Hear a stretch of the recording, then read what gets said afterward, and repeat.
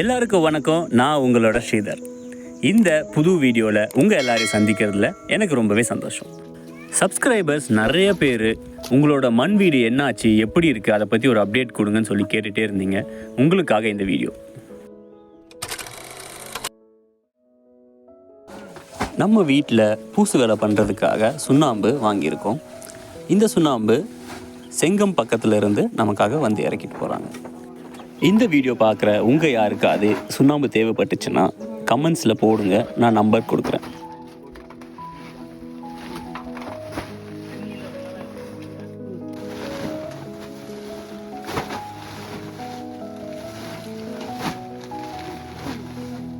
நம்மளோட ஃபார்மில் நிறைய வேலைகள் இருக்கிறதுனால ஒரு சில வேலைகள் அப்படியே கிடப்பில் போடப்படுது. அதில் ஒன்று மண் வீடும் ஆயிடுச்சு.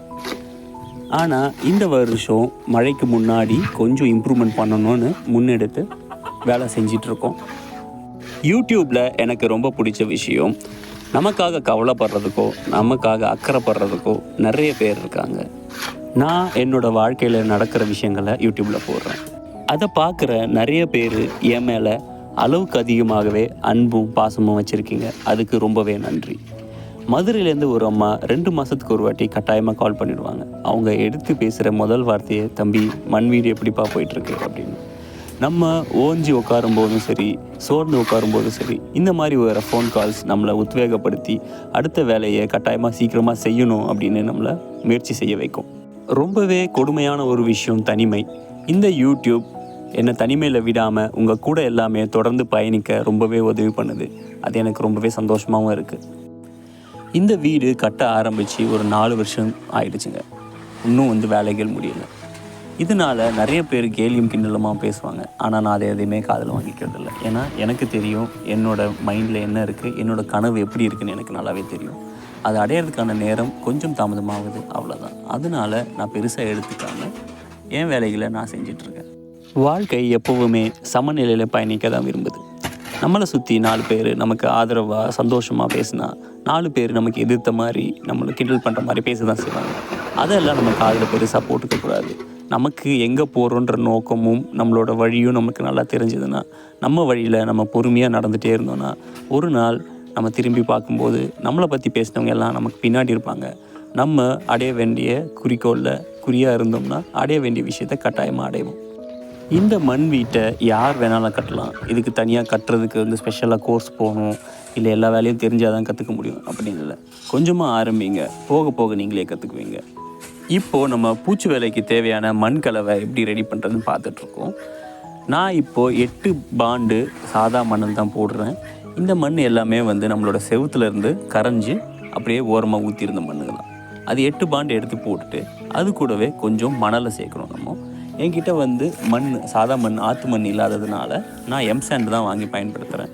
இதுக்கு முன்னாடி நம்ம கழனிக்கு பக்கத்தில் ஒரு ஓடை இருந்துச்சு. அந்த ஓடையில் மழை நேரங்களில் வர மணலை தான் அள்ளி பண்ணிகிட்டு இருந்தோம். ஆனால் இப்போது அந்த இடத்த சமப்படுத்திட்டாங்க. அதனால் இப்போது அந்த இடத்துல மணல் வர்றதில்லை. அதனால் என்னால் வேறு வழி இல்லாமல் எம்சாண்ட் வாங்கி நான் இப்போ பூச்சி வேலையை பயன்படுத்துகிறேங்க. முதல் முறையாக நான் மணலுக்கு பதில் எம்சாண்ட் யூஸ் பண்ணுறேன். எப்படி வருதுன்னு நம்ம வீடியோ முடியும் போது நம்ம பார்க்கலாம். 8 பாண்டு மணலுக்கு நான் 3 பாண்டு எம்சாண்ட் போடுறேன். யூஸ்வலாக பாதிக்கு பாதி போடணும். ஆனால் என்னோடய கலவையில் இருக்க மணலில் கொஞ்சம் மண் ஜாஸ்தியாக இருக்கும். அதனால் நான் எம்சாண்டை கம்மி பண்ணிக்கிறேன். ஒவ்வொரு ஏரியாவுக்கும் ஒவ்வொரு நிலத்துக்கும் தகுந்த மாதிரி இந்த அளவுகள் மாறுபடுங்க. அதனால் ஒரு ஃபிக்ஸடான ரேஷியோ வச்சுட்டு அதுதான் நான் ஃபாலோ பண்ணுவேன்னு நினச்சிங்கன்னா அந்த மாதிரி பண்ண முடியாது. உங்கள் மண்ணுக்கு என்ன ரேஷியோன்னு நம்ம தான் கண்டுபிடிக்கணும். அது எப்படி கண்டுபிடிக்கிறதுனா, கொஞ்சம் கொஞ்சமாக நம்ம ட்ரை பண்ணி தான் பண்ணணும். ஃபஸ்ட்டு பாண்டு அளவில் மண் போடாமல் ஒரு சின்ன கிண்ணத்து அளவுக்கு மண் வச்சுக்கோங்க. 4 பாண்டு மண் போடுற இடத்துல 4 கிண்ணம் மண். அதே போல் அந்த மாதிரி ரேஷியோ கம்மியாக பண்ணி அதை எடுத்து நம்ம பூசி செவுத்தில் பூசி கிராக் வருதா இல்லையான்னு பார்த்துக்கணும். கிராக் வராத என்ன காம்பினேஷன் இருக்கோ அதை தான் நம்ம யூஸ் பண்ணணும். இப்போது மணலுக்கு அடுத்தபடியாக நெல்லோட உமியை நம்ம போட்டுருவோம். நெல்லோட உமி கிராக் நிறைய வராமல் இருக்கிறதுக்கு நல்லாவே உதவி பண்ணும்.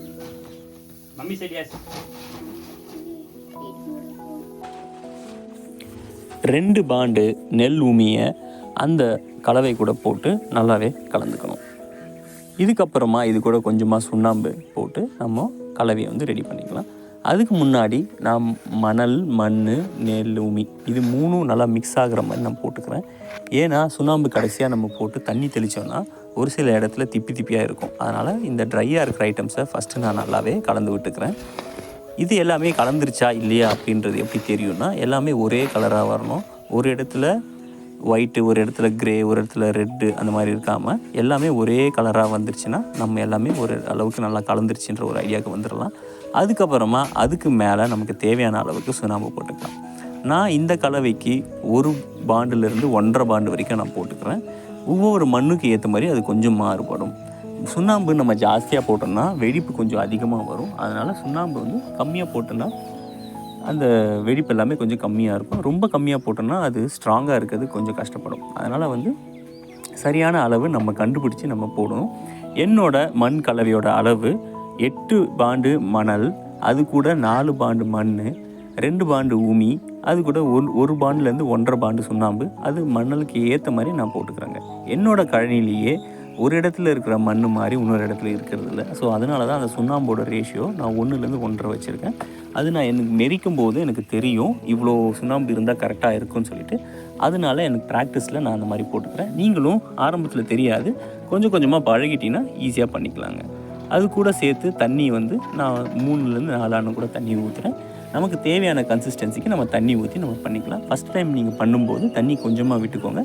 தண்ணி கம்மியாக இருந்துச்சுன்னா நம்ம அதிகமாக ஆட் பண்ணிக்கலாம். பட் ரொம்ப ஜாஸ்தி ஆகிடுச்சுன்னா அதுக்கப்புறம் வந்து அது ரொம்ப தண்ணியாக இருந்துச்சுன்னா அதை பயன்படுத்துறது ரொம்ப கஷ்டமாக இருக்கும். அது கூட எக்ஸ்ட்ராவாக மண், மணல், கலவை எல்லாமே போட்டு பண்ணுறது கொஞ்சம் டைம் எடுக்கும்.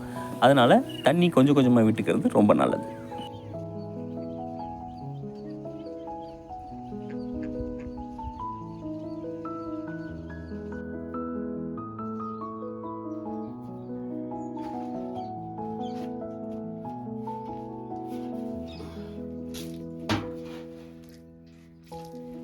நமக்கு பொதுவாக கடையில் கிடைக்கிற சுண்ணாம்பில் 2 வகை இருக்குது. ஒன்று வந்து சுட்ட சுண்ணாம்பு, இன்னொன்று வந்து சுட்ட சுண்ணாம்பில் தண்ணி தெளித்து அதை பவுட்ராக்கி நமக்கு தருவாங்க.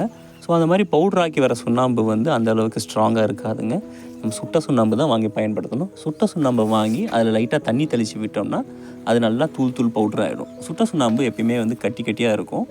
அதே போல் சுண்ணாம்பில் வேலை செய்யும்போது கொஞ்சம் கவனமாக இருக்கணும். சுட்ட சுண்ணாம்பு டைரெக்டாக நம்ம ஸ்கின்னில் பட்டுச்சுன்னா, அப்போ வேர்வை எல்லாமே இருந்துச்சுன்னா அந்த இடத்துல ஓட்டை ஆகிறதுக்கு நிறையவே வாய்ப்பு இருக்குது.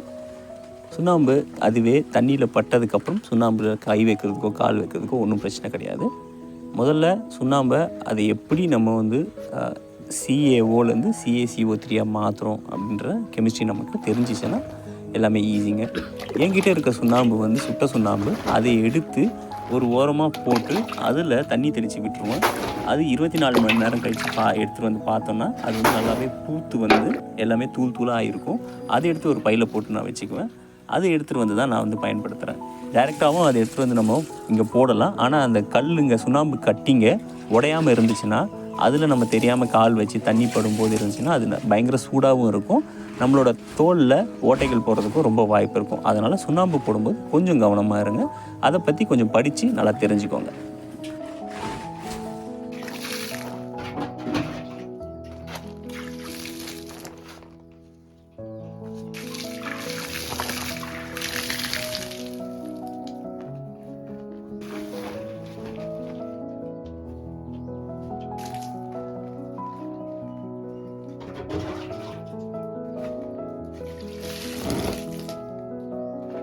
சுண்ணாம்பு சிமெண்ட் போல் உடனே ஸ்ட்ராங் ஆகாது. ஆனால் நாளாக அந்த கலவையோட ஸ்ட்ரென்த் இன்க்ரீஸ் ஆகிட்டே போகும். சிமெண்ட்டு உடனே நல்லா கட்டியாகும். ஆனால் நாளாக அதோடய ஸ்ட்ரென்த்து கம்மியாகிட்டே வரும். இதுதான் சுண்ணாம்புக்கும் சிமெண்ட்டுக்கும் இருக்கிற பெரிய வித்தியாசம். இதுக்கு முன்னாடி நான் செவர் கட்டும்போது அதில் நெல்லோட உமி பயன்படுத்தாமல் வைக்கோல் பயன்படுத்திகிட்டு இருந்தேன். ஏன்னா அப்போ எனக்கிட்ட வைக்கோல் நிறைய இருந்துச்சு, நெல் உமி தேவைப்படலை. அதே போல் பூசு வேலை பண்ணும்போது வைக்கோல் இருந்துச்சுன்னா அது கொஞ்சம் டிஸ்டர்பன்ஸாக இருக்கும். அதுவே நெல் உமி போட்டுட்டோம்னா அது டிஸ்டர்பன்ஸ் இருக்காது. ஸோ அதனால தான் இந்த கலவையை நான் இப்போ சூஸ் பண்ணிகிட்ருக்கேன். நம்ம கலவை எல்லாத்தையுமே வந்து ஒரே மாதிரியாக நம்ம கலந்துக்கணும். இப்போ இதில் சுண்ணாம்பு போட்டிருக்கிறதுனால நம்ம கொத்தும்போது தெரியும், ஒரு சில இடத்துல வெள்ளையாக இருக்கும், ஒரு சில இடத்துல கருப்பாக இருக்கும், ஒரு சில இடத்துல கோல்டன் கலரில் இருக்கும், ஒரு சில இடத்துல சிகப்பு கலரில் இருக்கும். அதை நம்ம கொஞ்சம் கொஞ்சமாக கலரி விட்டு வரணும். எல்லாமே ஒரே கலராக வந்துடும். அதுக்கப்புறம் நமக்கு தேவையான தண்ணியை போட்டு நம்ம வந்து அப்படியே மெரிச்சு விட்டுட்டே இருக்கணுங்க. இந்த பிளாஸ்டரிங் பண்ணும்போது ஒரு முக்கியமான விஷயம், நம்ம எவ்வளோக்கு எவ்வளோ நல்லா மிதிக்கிறோமோ அவ்வளோக்கு அவ்வளோ நம்மளோட பிளாஸ்டரோட குவாலிட்டி நல்லாவே இருக்குங்க. மண்ணை பொறுத்த வரைக்கும் அதை நம்ம எவ்வளோக்கு எவ்வளோ அதில் ஒர்க் பண்ணுறோமோ அவ்வளோக்கு அவ்வளோ அது நல்லா பிளாஸ்டிசிட்டி நல்லாயிருக்கும், கிராக்கும் ரொம்ப கம்மியாக வரும். நம்ம டயர்ட் ஆகிட்டோம் அப்படின்றதுனால கம்மியாக மிதித்தோன்னா அதோடய குவாலிட்டி ரொம்ப கம்மியாக இருக்கும். அந்த ஒரு விஷயத்தினால்தான் பொதுவாக வந்து மெஷின்ஸ் யூஸ் பண்ணாமல் கால்லையே பண்ணுறோம். பட் ரொம்ப பெருசாக பண்ணும்போது காலில் பண்ண முடியாது. அந்த மாதிரி சிச்சுவேஷனில் மெஷின்ஸ் யூஸ் பண்ணுறது தப்பு கிடையாது.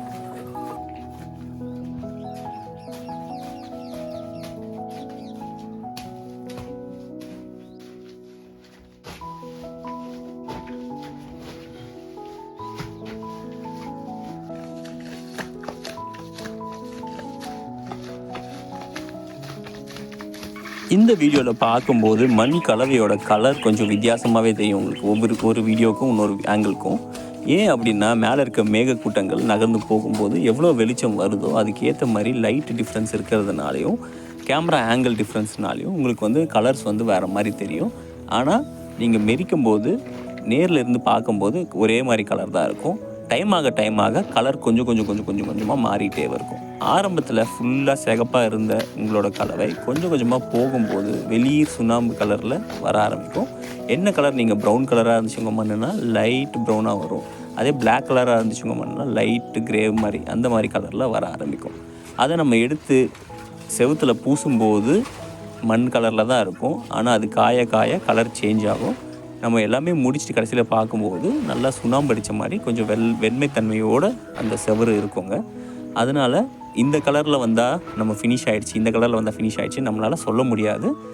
அதை மெரித்து பார்க்கும்போது அது பழகும்போது தான் அந்த அனுபவம் நமக்கு தெரியும். எனக்கு இது எல்லாமே தெரிஞ்சு தான் நான் இந்த வேலைங்க செய்ய வரலைங்க. நான் செய்ய தவறுகள் செஞ்சு நான் கற்றுக்கிட்டேங்க. அதனால் யார் வேணால் செய்ய ஆரம்பிக்கலாம்.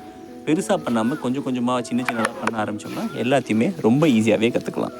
இப்போ பார்த்தீங்கன்னா ஒரு சைடில் கொஞ்சம் வெள்ளையாக இருக்கும், ஒரு சைடில் கொஞ்சம் கிரேவாக இருக்கும். மண் வந்து சரியாக கலங்கலைன்னு அர்த்தம். எல்லா இடமும் ஒரே மாதிரி கலரில் வரணும். அப்போ தான் வந்து எல்லா மணலும் சுண்ணாம்பும் நல்லா கலந்துருக்குன்ற அர்த்தம். நீங்கள் மம்மட்டி வச்சு கொத்தி போடும்போது பார்த்தீங்கன்னா ஒரு இடத்துல வெள்ளையாக, ஒரு இடத்துல கிரேயாக, ஒரு இடத்துல ப்ரௌனாக இருந்துச்சுன்னா உங்களோட மணல் இன்னும் நல்லா கலவை இன்னும் ரெடி ஆகலை, இன்னும் நிறைய மெரிக்கணும்னு அர்த்தம். அதே நீங்கள் மண்வெட்டி வச்சு கொத்தி போடும்போது எல்லாமே ஒரே கலரில் தான் இருக்குது அப்படின்னா உங்களோட மணல் வந்து ஓரளவுக்கு ரெடி ஆகிடுச்சு. நீங்கள் எவ்வளோக்கு எவ்வளோ மெரிக்கிறீங்களோ அவ்வளோக்கு அவ்வளோ அந்த கலவையோட ஸ்ட்ரென்த்து நல்லா இருக்குங்க.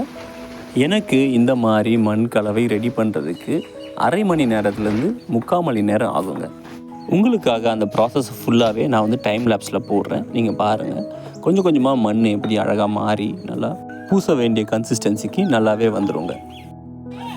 மண் சுவர் வைக்க கலவை ரெடி பண்ணும்போது நான் சாயந்தர நேரத்தில் ரெடி பண்ணிவிட்டு காலையில் மண் சுவர் வைக்க ஆரம்பிச்சிடுவேன். ஆனால் இது அந்த மாதிரி பண்ண முடியாது. இதில் சுண்ணாம்பு ஜாஸ்தியாக இருக்கிறதுனால அது கட்ட ஆரம்பிச்சிடும். அதனால் காலையில் செய்கிற வேலைக்கு காலையிலேயே செஞ்சு நான் ரெடி பண்ணிக்கிறேன்.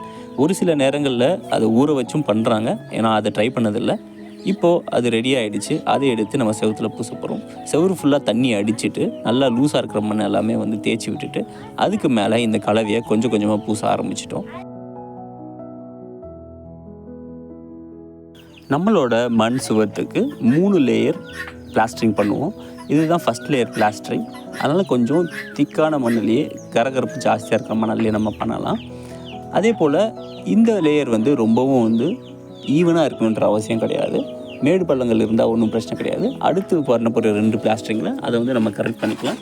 இல்லை அப்படின்னாலும் மேடு பள்ளத்தோடவே நம்ம விட்டுடலாம். ஏன்னா மண் வீடுன்றதுனால அதில் கொஞ்சம் மேடு பள்ளம் இருந்தால் தான் நேச்சுரலாகவும் இருக்கும், பார்க்குறதுக்கும் அழகாக இருக்கும். என்கிட்ட நிறைய பேர் கேட்ட கேள்வி, மண்ணில் செவுறு கட்டினா மண் கரைஞ்சிடாதா மழை பெஞ்சா அப்படின்னு. கட்டாயமாக மழை பெஞ்சதுன்னா லைட்டாக கரைய தான் செய்யும். இந்த 2 வருஷத்தில் எந்த அளவுக்கு கரைஞ்சிருக்குன்னு நீங்கள் பார்க்கலாம். இது போல் நம்ம பூசிட்டோன்னா அந்த கரைஞ்சி போகிற இது எல்லாமே நம்ம தடுத்துடலாம்.